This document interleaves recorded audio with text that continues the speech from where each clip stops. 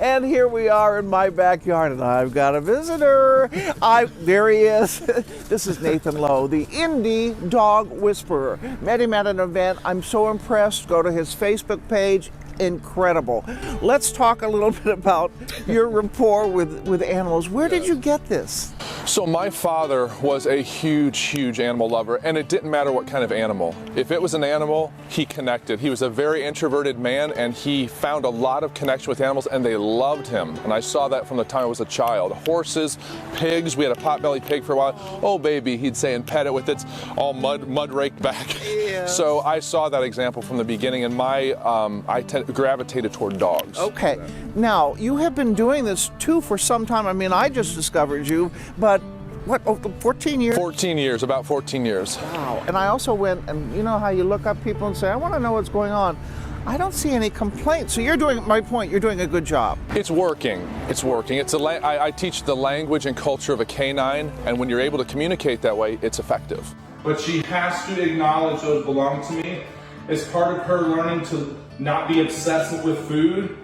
And as soon as she submits to it, and there she goes. See her sit down? Ooh.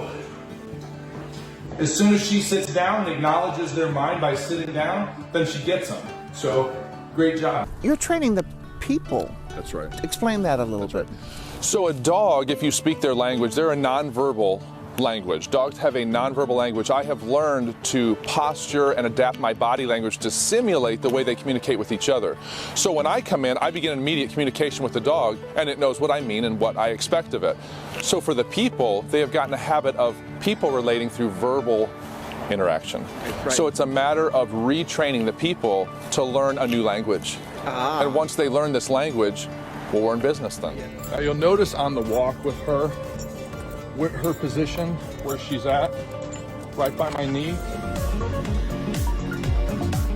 Another really critical component is that before you cross the street, she needs to sit down, and then we cross the street. Also, when you meet a dog beginning, you get down. Absolutely. You don't reach over them. Absolutely. You don't run after them. Absolutely. You kneel down, they come to you. Yes, that's right. We forget that all the time, and especially with children too. You know, don't run after them. Let them come to you. No, that's right. A dog's sense of smell is how they orient. So if you and I didn't know each other, we were walking down the sidewalk, how we get comfortable, hey, how are you? Where do you live? They don't have a way of interacting this way. They have to smell. So if they're not comfortable enough to smell, they'll never get used to you. What's the main thing you see that people don't do right? That's actually pretty basic. What do you see out there?